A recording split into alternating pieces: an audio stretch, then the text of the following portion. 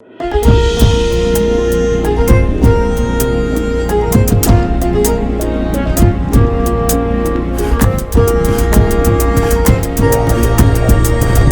የፈታ ቤተሰቦች ከልብ የመነጨ የከበረ ሰላምታችን በያላችሁበት ይድረሳችሁ። ለተሰንበት የሰዓቱን መረጃ አሰናድተናል።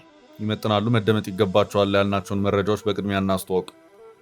ትራምፕ አንድ ከባድ ኃላፊነትን ለኢትዮጵያና የቀጠናው ሀገራት ትተዋል። ፕሬዝዳንቱ በፊርማቸው ይፋ በሆነው አዲስ ሰነዳቸው የሀገራቸው አሜሪካ ቀድሞ ተሳትፎ ተቀይሮ ሌላ መልክ ይዟል። በመሆኑም አዲስ ኃላፊነትን ለሀገራት ሰጥተዋል። ጉዳዩ ኢትዮጵያን በቀጥታ የሚመለከት ይሆናል። ይዘነዋል። የህወሓት ከፍተኛ አመራር በጠቅላይ ሚኒስትር አብይ አህመድ እና በፌዴራል መንግስቱ ዙሪያ ያስተላለፉት መልእክት እያነጋገረ ነው። የስቶክሆልም ሲንድሮም በሚል ጠንካራ ፍረጃ የታጀበውን ይህን አነጋጋሪ መልእክት የተመለከተ መረጃ እናደርሳለን። በኢትዮጵያ ድንበር ላይ እየተቀጣጠለ ያለው አዲስ ግጭት የጦርነቱን የኃይል ሚዛን እየቀየረው ይገኛል። አማጽያኑ ቁልፍ ከተሞችን በመቆጣጠር ወደ ድንበር መጠጋታቸው ተሰምቷል። መረጃው ዝርዝር አለው።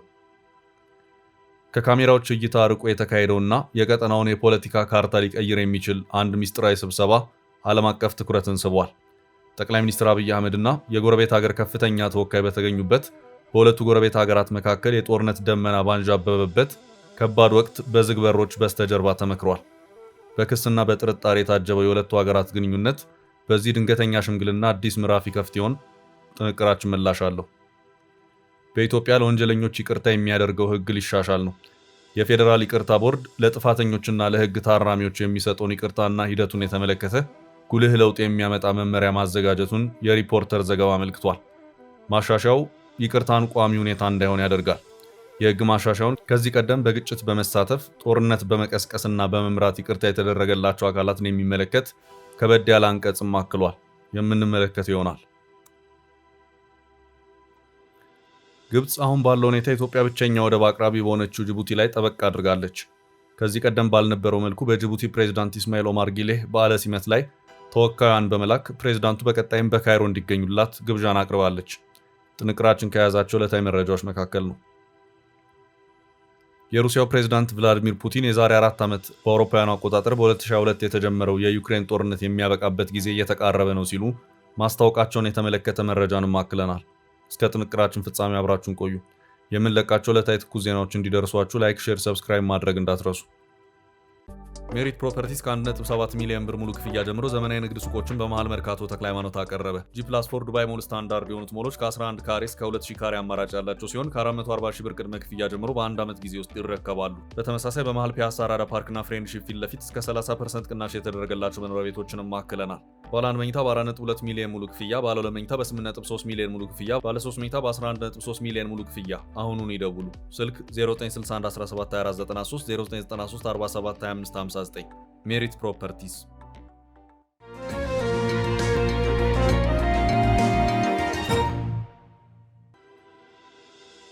ትራምፕ ኃላፊነቱን ለኢትዮጵያ ሰጡ። ለዓመታት በዓለም አቀፍ ደረጃ በሽብርተኝነት የተፈረጁ አካላትንና ቡድኖችን በየዓለም ጥጋ ጥጉ ስትዋጋ የከረመችው አሜሪካ በዚሁ ዙሪያ ቀጣይ አካሄዷ ምን ሊመስል እንደሚችል የአሜሪካ ጸረ ሽብር ውጊያ ስትራቴጂ በሚል ከተያዘው የፈረንጆቹ 2026 ጀምሮ ያላትን አካሄድ በተመለከተ አንድ ሰነድን ይፋ አድርጋለች። ኢትዮጵያና የአፍሪካው ቀንድ ሀገራት የውጊያውን ኃላፊነት በራሳቸው እንዲወጡ ያመለከተ ሰነድ ሆኖ ታይቷል። የአሜሪካ ሚና ምን መሆን አለበት፣ እንደዚሁም የሌሎቹስ የሚለው ጉዳይ በግልጽ ተብራርቶ በዚሁ ሰነድ ተቀምጧል። በአህጉርና በቀጠና በሚኖሩ ሽብርተኞችን የመዋጋት ሂደት ውስጥ አሜሪካ በጦር ደረጃ የምታደርገው ተሳትፎ የለም ተብሏል። ሰነዱ ዩናይትድ ስቴትስ ካውንተር ቴሮሪዝም ስትራቴጂ 2026 የሚል ስያሜ የተሰጠው ነው። ባለ 16 ገጽና በመግቢያው ላይ ፕሬዚዳንት ዶናልድ ትራምፕ ፊርማ ያረፈበት ነው። በአሁኑ ሰዓት ያለውን የሽብርተኝነት አካሄድ ያሉትን ቡድኖችና አሜሪካ በቀጣይ ስለምትሄድበት ስትራቴጂም ጠንከር አድርጎ ይተነትናል። የሽብር ስጋት ቀጠናዎች ያላቸውንም በመለየት አንዷን አፍሪካ ያደርጋታል። በአፍሪካ ያሉ ጦርነቶች ለአሸባሪዎች ዋነኛ መሸሸጊያ እንደሆኑም በማመልከት የኢትዮጵያ ጎረቤት ሀገራት የሆኑትን ሶማሊያንና ሱዳንን በማሳያነት ይጠቅሳል። የሳህል ሀገራትንም በተመሳሳይ ሽብርተኞች መሸሸጊያ እንደሆኑ ይኸው ባለ 16 ገጽ ሰነድ አክሎ ያትታል። አልሸባብ፣ የግብፁ ሙስሊም ወንድማማቾች ወይም ሙስሊም ብራዘርሁድ፣ አልቃይዳ፣ አይኤስአይኤስ በዚሁ ሰነድ ውስጥ በአፍሪካ ውስጥ ምሽጋቸውን ያደረጉ ግን ደግሞ ለአሜሪካና አሜሪካውያን ስጋት የሆኑ ናቸውም ተብሏል። ቁጥር 1 ብሔራዊ ጥቅሜና የውጭ ጉዳይ ፖሊሲ አሜሪካንና አሜሪካውያንን መጠበቅ ነው የሚለው ይኸው ሰነድ በቀጣይ ከአሸባሪዎቹ ጋር በሚኖሩ ፍልሚያዎችም አሜሪካ ምን አይነት ሚና ይኖራታል የሚለውንም አስቀምጧል። ይኸው ሰነድ በአፍሪካ የሚኖረውን ጸረ ሽብር ውጊያ በተመለከተ በአሜሪካ ጦር አማካይነት የሚደረግበት ሁኔታ እንደማይቀጥል እንደውም አሜሪካ በየአካባቢው ያሉትን የጦር አባላቷን እንደምትሰበሰብም ያመላክታል። ዋናው ስራው ለቀጠናው ሀገራት እንደሚተውና አሜሪካም ራሷን ለመጠበቅ ስትል ሀገራቱ ከአሸባሪዎች ጋር ለሚያደርጉት ፍልሚያ የቴክኖሎጂና የደህንነት መረጃዎችን በመስጠት ላይ ተወስና እንደምትሰራም ሰነዱ ያትታል። በጦርነት ውስጥ ያሉ ሀገራትን ሰላም እንዲኖራቸው በማድረግም የጸረ ሽብር ዘመቻውን ማጠናከር እንደሚቻልም ሰነዱ ያትታል። አሜሪካ በተለይ ከሶማሊያ ጋር በተያያዘ አልሸባብን በመዋጋቱ ረገድ አየር ኃይሏን ጭምር ትጠቀም የነበረ መሆኑ የሚታወስ ነው። ትራምፕ ስልጣን ከያዙ በኋላም በሶማሊላንድም ልዩ ጦሯ ከአልሸባብ ጋር የፊት ለፊት ፍልሚያን ያደረገበት ሁኔታም ነበር። አሁን ባለው ሁኔታ ግን በዚሁ በአዲሱ የአሜሪካ ጸረ ሽብር ስትራቴጂ ሰነድ መሰረት ቀጥተኛ ፍልሚያው የሚተወው በቀጠናው ጸረ ሽብር ውጊያውን ለሚያካሂዱት የቀጠናው ሀገራት ይሆናል። ይህም እንደ ኢትዮጵያና ኬንያ ያሉትን ሀገራት የሚመለከት ይሆናል። የአሜሪካ ድጋፍ የሚሆነው በውጊያው ቴክኖሎጂ ላይ ሀገራቱን መደገፉ ላይ ብቻ ነው። በወሳኝነት የኢትዮጵያ አፍሪካው ቀንድ አስፈላጊነት ከሶማሊያው አልሸባብ ጋር በተያያዘ ነው።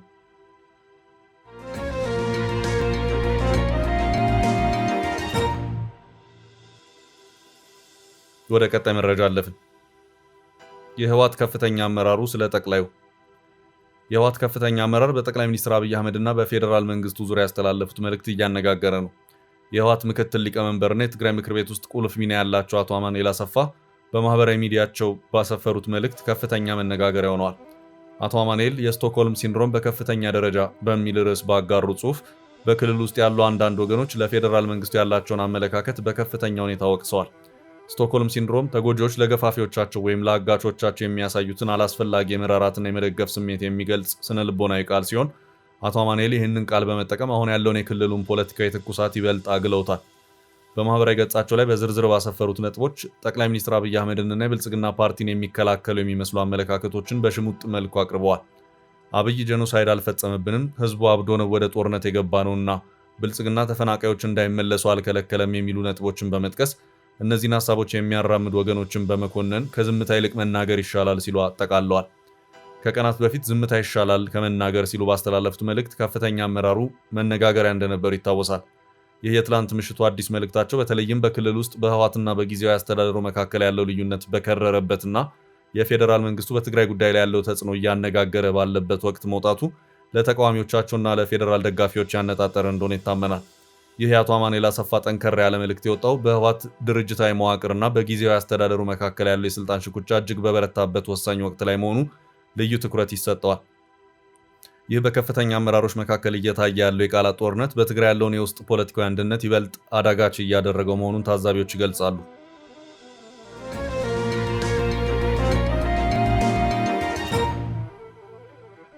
ወደ ቀጣይ ርዕስ አለፍን። ጠቅላዩ ፊት ለፊት ተገናኙ። ሚስጥራዊው ሽምግልና ከካሜራዎች እይታ ርቆ የተካሄደውና የቀጠናውን የፖለቲካ ካርታ ሊቀይር የሚችል አንድ ሚስጥራዊ ስብሰባ ዓለም አቀፍ ትኩረትን ስቧል። ጠቅላይ ሚኒስትር አብይ አህመድና የጎረቤት ሀገር ከፍተኛ ተወካይ በተገኙበት በሁለቱ ጎረቤት ሀገራት መካከል የጦርነት ደመና ባንዣበበበት ከባድ ወቅት በዝግ በሮች በስተጀርባ ተመክሯል። በቀጠናው እየተባባሰ የመጣውን ዲፕሎማሲያዊ ውጥረት ለማርገብ ያለመ ወሳኝ ስብሰባ በጅቡቲ ተካሂዷል።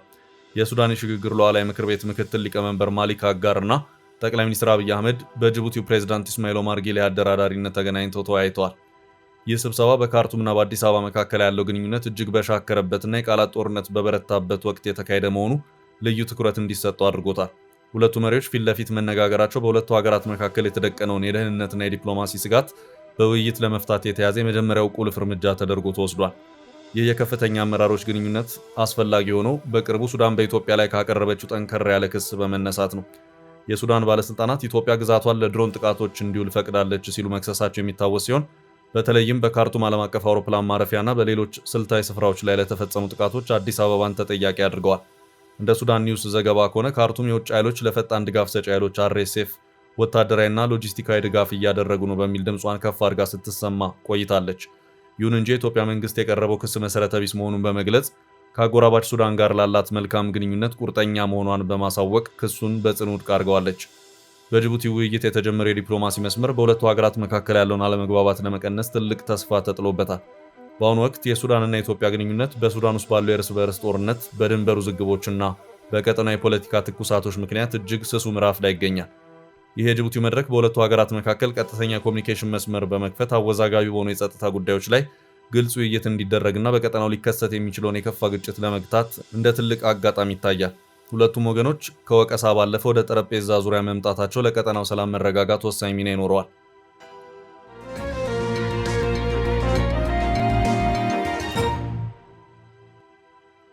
በቀጣይ ርዕስ ጦሩ ተጨማሪ ግዛት ተቆጣጠረ።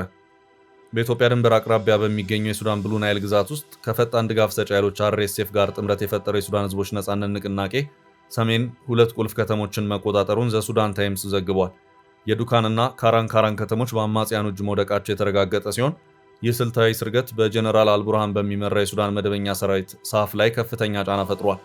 ውጊያው በከፍተኛ ፍጥነት የተከናወነ ሲሆን የአማጺው ቡድን ጦር በአካባቢው የነበረውን የመንግስት ሰራዊት በማባረር ቀሪ ወታደሮችን እስከ ምሽት ድረስ ሲያሳድድ እንደነበር የሚገልጹ የቪዲዮ ማስረጃዎችን ይፋ አድርጓል።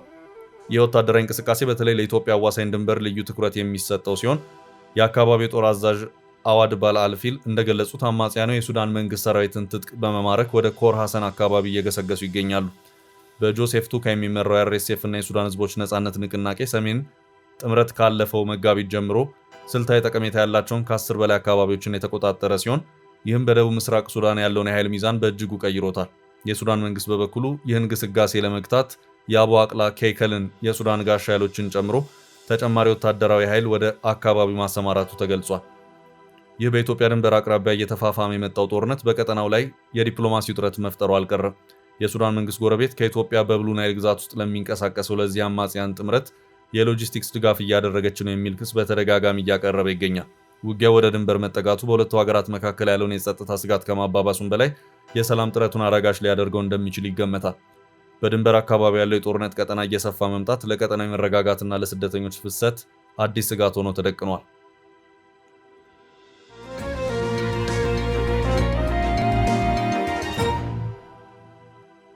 በቀጣይ ርዕስ ይቅርታ በቅድመ ሁኔታ ሊሆን ነው። ወንጀል ፈጽመው በይቅርታ የሚለቀቁ ሰዎችን የተመለከተ ጥብቅ ህግ ወጣ። በኢትዮጵያ ለወንጀለኞች ይቅርታ የሚያደርገው ህግ ሊሻሻል ነው። የፌዴራል ይቅርታ ቦርድ ለጥፋተኞችና ለህግ ታራሚዎች የሚሰጠውን ይቅርታና ሂደቱን የተመለከተ ጉልህ ለውጥ የሚያመጣ መመሪያ ማዘጋጀቱን የሪፖርተር ዘገባ አመልክቷል። እስረኞች በይቅርታ የሚለቀቁበት አካሄድ አግባብ፣ ቅድመና ድህረ ሁኔታዎችን የያዘ መመሪያ ነው የወጣው። የፌዴራል የይቅርታ ቦርድ ከዚህ ቀደም ለ3 ዓመታት ሲሰራበት የነበረውን መመሪያ በመቀየር አዲስና ጥብቅ አሰራር ይፋ አድርጓል። አዲሱ መመሪያ ይቅርታ በሁኔታ ላይ የተመሰረተ እንዲሆን የሚያደርግና አስፈላጊ ሆኖ ሲገኝ የተሰጠው ይቅርታ ሊሰረዝ የሚችልበትን አግባብ አካቷል። መመሪያው እስረኞች በይቅርታ እንዲለቀቁ ለማስቻል በቅድመ ሁኔታ የሚደረግ የይቅርታ አሰራርን አስተዋውቋል። ይቅርታ የተደረገለት ሰውም የህግ ጥሰት ከፈጸመ በድጋሚ ተጠያቂ የሚደረግበትን መንገድ አዲሱ ዳይሬክቲቭ ፈጥሯል። እንደ ፌዴራል ይቅርታ ቦርድ መረጃ ማሻሻያ ያስፈለገው በይቅርታ ስርዓት ላይ ግልጽ፣ ፍትሐዊና ወጥነት ያለው አሰራር ለመተግበር ነው። ጥፋተኞች ወደ ማህበረሰቡ በይቅርታ ሲቀላቀሉ የማህበረሰቡን ደህንነት ለማስጠበቅም ያለመ ማሻሻያ ነው ተብሏል። በማሻሻያው ጎላ ብሎ የታየው አንቀጽ 13 ሲሆን አንቀጹ በይቅርታ በሚፈቱ እስረኞች ላይ ቅድመ ሁኔታዎችን ያስቀምጣል። እስረኛው በይቅርታ የሚለቀቀው አንድን ግብ ለማሟላት እንዲሆን ይጠይቃል። ለምሳሌ ለዩኒቨርሲቲ ትምህርት መስፈርት ያሟላ እስረኛ ተለቆ ትምህርቱን እንዲማር ይቅርታ ሊደረግለት ይችላል። እንዲሁም ከፍተኛ የሙያ ደረጃ ያላቸው ሰዎች በሙያቸው ማህበረሰቡን እንዲያገለግሉ ዓላማ ባደረገ መልኩ ይቅርታ ተሰጥቷቸው ወደ ስራቸው ሊመለሱ ይችላሉ። ለውጭ ሀገር ዜጎች ደግሞ ሀገሪቷን ለቀው እንዲወጡ ወይም እንዲባረሩ ለማስቻል ሲባል በይቅርታ ሊፈቱ ይችላሉ። ይቅርታ የሚቀለበስበት አሰራርም የተሻሻለ ሲሆን ይቅርታው በድህረ ሁኔታዎች የታጀበ እንጂ ቋሚ እንዳይሆን ማሻሻያ ይደነግጋል። ማሻሻያው ቦርዱ የተሰጠው ይቅርታ ከሚቀለበስበት መስፈርት ጋር በማስተሳሰር ይቅርታውን እንዲያደርግ ያስችላል። ይቅርታ የተደረገለት እስረኛ ድህረ መስፈርቶችን መከተልና ማሟላት ካልቻለ ወይም አዲስ የህግ መተላለፍ ከፈጸመ ይቅርታ ይቀለበሳል። ቀደም ሲል የነበረው በይቅርታ ለተፈታ ሰው የሚሰጠው የክትትል ጊዜ ወደ 5 ዓመታት ከፍ እንዲልም ይደረጋል። አዲሱ ህግ ከበድ ያለ ወንጀሎችን ለፈጸመው ይቅርታ ሂደቱ ጥብቅ እንዲሆን ያደርጋል። እንደ ግድያ የመሰሉ ከባድ ወንጀሎችን የፈጸሙ ሰዎች ለይቅርታ ከማመልከታቸው በፊት በትንሹ ግማሽ ፍርዳቸውን መጨረስ ይጠበቅባቸዋል። ይህ ጥብቅ ቅድመ ሁኔታ የተቀመጠባቸው የወንጀል አይነቶች ከፍተኛ ዝርፊያና የገንዘብ ማጭበርበር ወንጀል፣ የእገታ ወንጀል፣ የሀገሪቱን ህገ መንግስት የሚጥስ ወንጀል፣ በትጥቅ ትግል ውስጥ መሳተፍ እንዲሁም ጦርነትና ግጭት በሚያነሳሱ ድርጊቶች ውስጥ መገኘት ናቸው። በተጨማሪም በታሪካዊ ቅርሶች ላይ ውድመት ማድረስና ተመሳሳይ ወንጀሎችን መፈጸም የይቅርታ ሂደቱ የሚጠብቅባቸው ይሆናል። ይቅርታ የሚሰጥበት አንደኛው መስፈርት ሰላም ማምጣት መሆን እንዳለበት ማሻሻያ ያስቀምጣል። ግድያ፣ ውድመትና ዘረፋ የፈጸሙ ሰዎች ጉዳት ካደረሱበት አካል ወይም ቤተሰብ ጋር መታረቃቸው ወይም ሪኮንሳይልድ መሆናቸው መረጋገጥ እንደሚገባ ያትታል። በጽሑፍ የተረጋገጠ የይቅርታ ወይም የመግባቢያ ሰነድ በእስረኛው በኩል የመቅረብ ግዴታንም ያስቀምጣል። የይቅርታ ህጉ በተጨማሪም እንደ ሽምግልና ያሉ ባህላዊ ማስታረቅ ሂደቶችን እንደ ማስረጃ የሚቀበል ይሆናል። ወንጀል የተሰራበት አካል ለእስረኛው ይቅርታ ለማድረግ የማይፈልግ ወይም የማይቀበል ከሆነ እስረኛው ከልብ ውጥረት ማድረጉ መታየት እንደሚገባው ማሻሻያው ይደነግጋል። በይቅርታ የተፈታ ሰው በ5 ዓመት ውስጥ ሌላ ወንጀል ከፈጸመ ግን ይቅርታው እንዲቀለበስ ማሻሻያው ያዛል። ግለሰቡም ደጋግሞ አጥፊ ወይም ሪፒት ኦፌንደር በሚል የሚሰየም ሲሆን ወደፊት ምንም አይነት የይቅርታ ዕድል እንዳይኖረው ይደረጋል። በኢትዮጵያ ባለፉት 8 ዓመታት ለበርካታ ሰዎች ይቅርታ የተሰጠ ሲሆን ከመደበኛ ወንጀሎች አንስቶ እስከ ፖለቲካ እንዲሁም ጦርነትና ግጭት በማነሳሳትና በመምራት የታሰሩ እስረኞች ድረስ የሚሰጥ ይቅርታ የማይቀለበስ ሆኖ የሚታይ ነበር። አሁን ላይ ግን የ5 ዓመት የክትትል ጊዜ የሚታከልበት ሲሆን ማንኛውም አይነት ጥፋት የተሰጠውን ይቅርታ መልሶ የሚቀለብስ ይሆናል። የለውጡ መንግስት ወደ ስልጣን ከመጣበት እንደ አውሮፓውያን አቆጣጠር ከ2018 አንስቶ በርከት ያሉ ይቅርታዎችና የክስ መቋረጦች የተደረጉ ሲሆን በርካቶቹ በሀገሪቱ የፖለቲካ ሂደት ማስተካከያ ቁልፎች ሆነው አገልግለዋል። በትግራይ ጦርነት እንዲሁም በኦሮሚያ የትጥቅ ትግል ውስጥ የተሳተፉም ከዚህ ድል ተጠቃሚ ነበሩ። አጠቃላይ ቁጥሩን ለማስቀመጥ ቢከብድም እንደ ስብሃት ነጋ፣ እስክንድር ነጋ እና ጀዋር መሐመድ ያሉ ከ20 በላይ እውቅ የፖለቲካ አመራሮች በይቅርታ ወይም የክስ ሂደታቸው ለፍርድ ሳይደርስ እንዲቋረጥ ተደርጓል። እስከ ሞት ፍርድ የተበየነባቸው ከ178 በላይ ኢትዮጵያ መከላከያ አባላት፣ ወታደራዊ አመራሮችና ባለሙያዎች ይቅርታ የተደረገላቸው ሲሆን በመደበኛ የሲቪል ወንጀሎች ደግሞ በዓመታቱ በዓላትን አስታኮ እስከ 25000 ሰዎች የይቅርታ ሕጉ ተጠቃሚ ሆነዋል።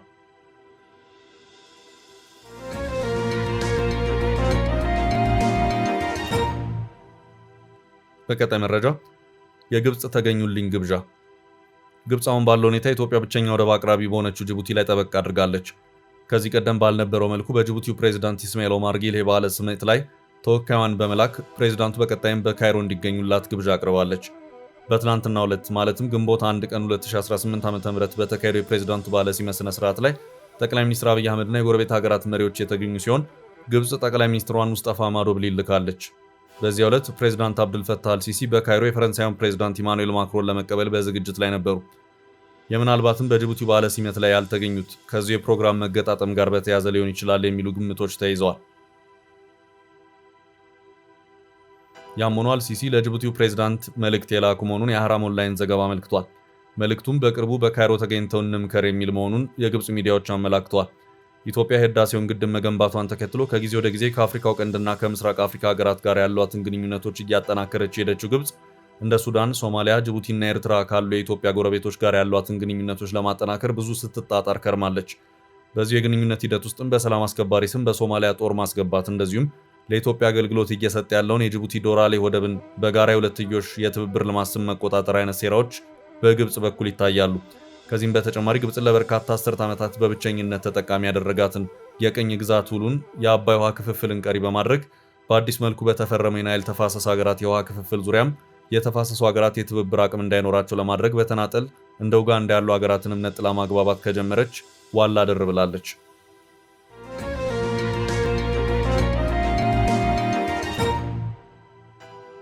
በቀጣይ ርዕስ ጦርነቱ ሊያበቃ ነው።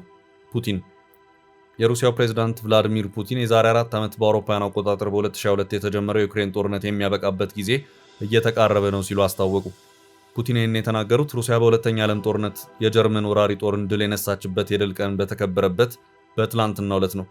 የሞስኮ የአደባባይ ድል በዓል ከተከበረ በኋላ ከጋዜጠኞች ጋር ቆይታ ያደረጉት ፕሬዝዳንት ቭላዲሚር ፑቲን ይኸው 4 ዓመታትን ጨርሶ ወደ 5ኛው ዓመት እየተሸጋገረ ያለውን ጦርነት የማብቂያው ጊዜ እየተቃረበ ነው ብሎ የሚያስቡ መሆኑን ተናግረዋል። መቼ ለሚለው ግን የሰጡት ቁርጥ ያለ ምላሽ የለም። ዩክሬንን በኔቶ አባል ሀገራት የምትደገፍ ወራሪ ያሏት ፕሬዝዳንት ቭላዲሚር ፑቲን ብዙ ጊዜ የዩክሬኑን ፕሬዝዳንት ቮሎዲሚር ዜሌንስኪን በአካል አግኝተው እንዲነጋገሩ ቢጠየቁም ፍላጎት ሳያሳዩ የቆዩ ሲሆን በዚሁ ዙሪያም ማብራሪያቸውን ሰጥተዋል። ዜሌንስኪን ፊት ለፊት በአካል ላገኘው የምችለው ሩሲያና ዩክሬን ስምምነትን ተፈራርመው ጦርነቱ ካቆመ ብቻ ነው ሲሉም አስታውቀዋል። ፕሬዝዳንት ዶናልድ ትራምፕ ወደ ስልጣን ከመጡ በኋላ የሩሲያ ዩክሬን ጦርነት እንዲቆም ለማድረግ ባደረጓቸው እንቅስቃሴዎች የተወሰኑ የድርድር ጅማሬዎች እንደነበሩ የሚታወስ ነው። ይሁንና ሩሲያ ከዩክሬን በኃይል የያዘቻቸው ግዛቶች በሉዓላዊ ግዛቱ አካልነት እንዲቆጠሩና ይህንንም ዩክሬን ፈርማ ስምምነቷን እንድትገልጽ በመጠየቋ ሳይሳካ ቀርቷል። አሜሪካ በኢራን ጦርነት መጠመዷን ተከትሎ መውጫ ያጡት ፕሬዝዳንት ዶናልድ ትራምፕ በቅርቡም ወደ ፑቲን ስልክ ደውለው እሳቸው ከኢራን ያለውን ጉዳይ ኢራንን በማግባባት እንዲያግዟቸው እንዲሁም አሜሪካ ደግሞ የሩሲያ ዩክሬን ጦርነት የሚያከትምበትን ሁኔታ እንደምታመቻች ገልጸውላቸው ነበር። አውሮፓ ሩሲያን በስጋትነት በመመልከት ራሱን በኔቶ የጋራ መከላከያ ውስጥ ማሰባሰብ ከጀመረ ዓመታት የተቆጠሩ ሲሆን ፕሬዝዳንት ፑቲን በዚሁ ጋዜጣዊ መግለጫቸውን በዚሁ የደህንነት ዋስትና ጉዳይ ከአውሮፓውያን ጋርም ቁጭ ብለው መነጋገር እንደሚፈልጉ አመላክተዋል። ውድ ቤተሰቦቻችን ለዛሬ ያዝንላችሁን ርዕሰ ጉዳዮች እዚህ ላይ ቋጨን። ላይክ፣ ሼር እና ኮሜንት በማድረግ ለቻናላችን ድጋፋችሁን መግለጽ እንዳትዘነጉ እያልን ከሌሎች መረጃዎች ጋር ደግመን እስክንገናኝ ቸር ያሰማን ስንል ተሰናበትን።